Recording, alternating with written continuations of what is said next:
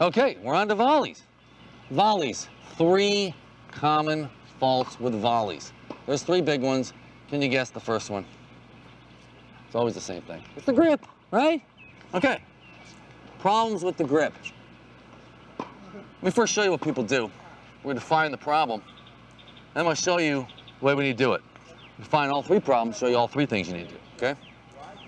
First problem with the grip is it's the wrong one. You need a continental grip for your volleys. I would recommend a hybrid continental / weak Eastern for junior players under the age of 12, 13, just because of strength and joint plate growth issues. It's a little easier for them to keep the power out in front. You know, keep the ball out in front without as much stress on the wrist, okay? But other than that, if you're over the age of 13, you're a grown human being.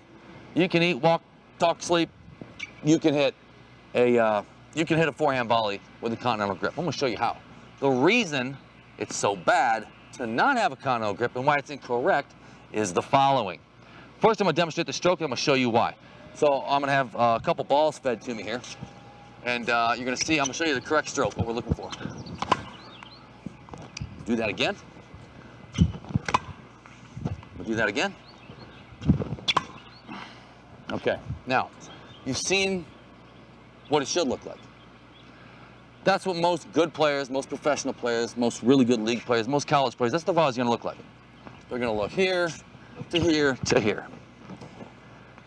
The reason they look that way is because they're efficient, they're able to be powered efficiently, they're able to be placed accurately, and it's able to be done consistently. So those 3 things are the keys to hitting great volleys. Why can't we do it the other way? You can, and people do every day. Doubles is extremely popular in leagues and clubs all over the country. But let me show you what most people are doing. First of all, they're holding an Eastern grip or a semi-Western grip or a full Western grip. And they're doing 1 of 2 things. If they're holding the Eastern and semi-Western, go ahead and hit me. They're doing this. They're swinging at the ball. Do it again. They're swinging at the ball, okay? If they move into a Western grip, they're blocking the ball, but they're facing the net. You see this all the time, okay? And then they wonder why they miss. There's a reason. Joint 1, joint 2, joint 3. Joint 1 wrist is responsible for this thing being out in front. These guys play a very minor role in the volley. They're there simply to be there as support from the line of action, the ball coming towards you. And then a correct grip allows the wrist to cock forward and be solid. Kind of looks like a forehand there, doesn't it? But here's the difference.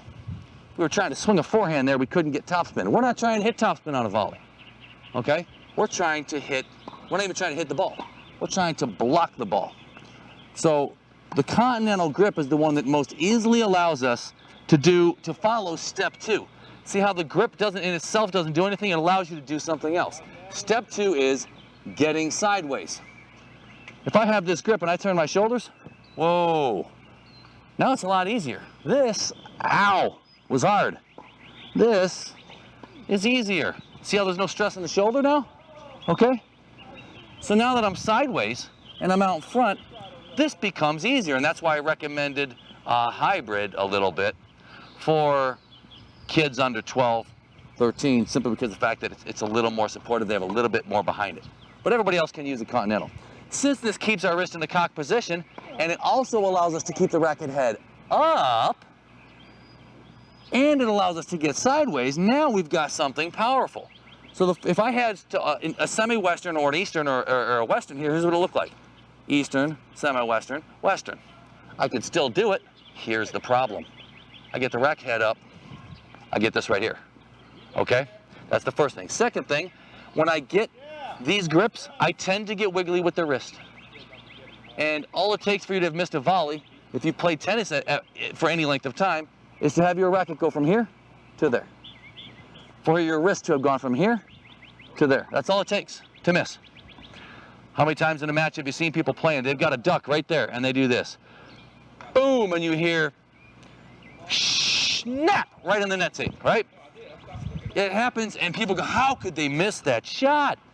Well, it wasn't really, the odds of them missing it were actually pretty good, okay? They really didn't have a choice, simply because of the fact that they're trying to force something, a wrist that has all kinds of millions of positions. They're trying to force it into one place the same way every time, and it's not possible. Nobody's got that. Nobody can do that, okay? But what we can do is get a continental grip, keep our wrist cocked, keep our elbow slightly bent, keep our left hand over here to get sideways, and we can step into the ball. Now, that's the real secret. We talked about our forehand, this being the little, where all the magic takes place. On a volley, all the magic takes place with your front foot being able to step forward and shift your weight into the ball. We don't want to swing. Fault 1 was the grip. Fault 2, we did not get sideways. Fault 3 is going to be that we didn't get our weight moving forward to allow us to not have to swing. So that's a long answer. Moving weight forward so that we don't have to swing. I don't want to say fault 3 is that we swing. Because you know what? If you don't take the racket back past your shoulder, I'll let you swing here all day long. But it's not going to work if we get the racket back, because there's too many variables. So again, to recap, and I'm going to show you what you need to do. Correct grip, continental. So now we've got rid of that problem. Correct place to hit the ball, out in front with the shoulder turn. Got rid of that problem. Instead of hitting up here, where we get wiggly with the wrist, okay? And the elbow. Third thing is turning the shoulder and getting sideways. So, and also that allows us to move our weight forward. I want you to, again, said it before, let's say it again. Other sports. We make these analogies because they all work. We all get sideways in sports because it works, okay? A football player does not, a quarterback does not pass the ball this way. He passes the ball this way.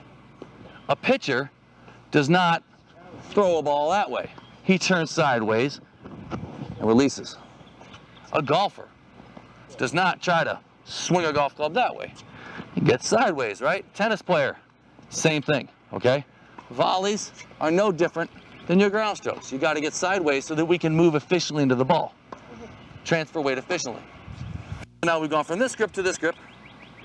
We've gone from being back here to being up front, which our grip allowed us to do.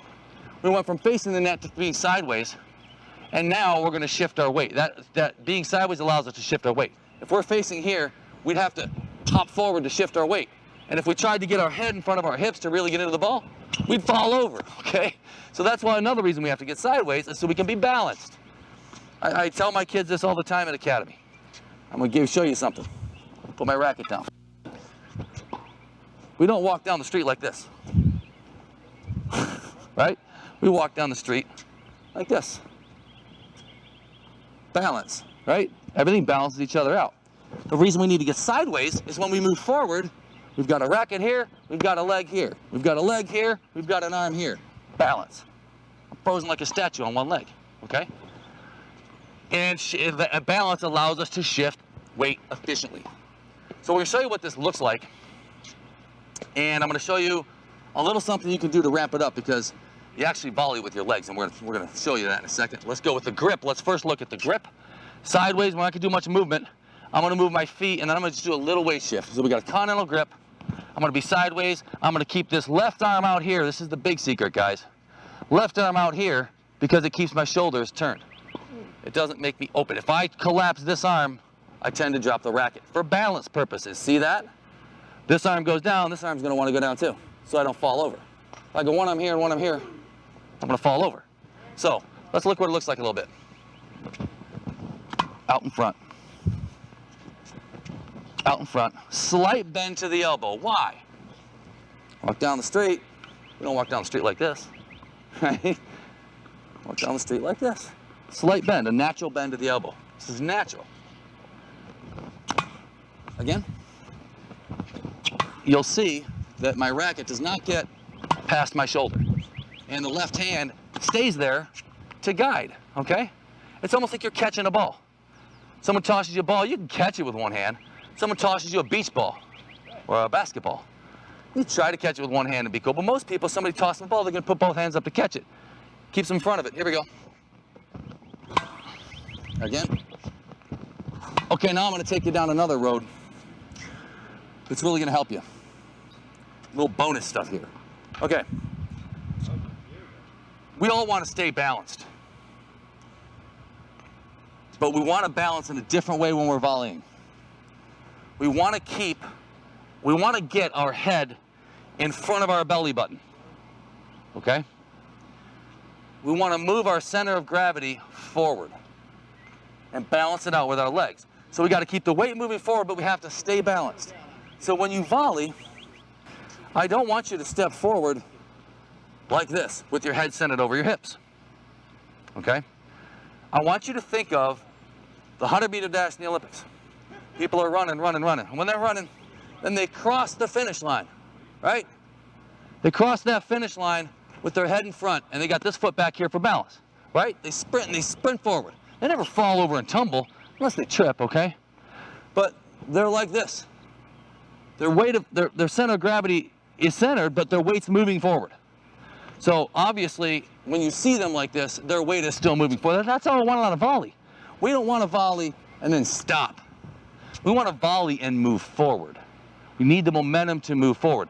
The legs power the shot, and the way we do it is the old time-tested thing that everybody mentions in the club, the squash the bug drill.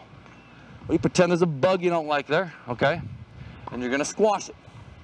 So you're not looking at that spot, you're thinking about when you place that foot, you want the ball, you want your foot on the court, hitting the court at the same time the racket approaches and strikes your strings. And that transfer of power is gonna come from your legs. That's why we don't have to swing. Okay, so let's show that now. See that? We're moving forward. Again. Forward. Again. Forward. Another low one. Shoelace. Shoelaces. One more. Okay? So we're moving forward, and notice we're not swinging the racket. We're taking the racket to the side. But the farthest we take the racket back to the side is here. We don't let it cross this plane. Okay? We don't let it get back here. Because if it gets back here, then I have to move it forward with my arm. Or I have to wait for the ball to get here. I don't want to do that because I can't place the ball. Then it's just a jibber jabber, you know, trying to hit the ball somewhere. We can't have that. We need accuracy. That's why it's got to be out in front. So those are the three big common faults. Is people got the wrong grip. We need to get you continental. We need to get you sideways with the left arm out front, catching that ball. We need to get your weight moving forward, okay? Do those three things and your volleys today are gonna go through the roof, okay? See you in the next video.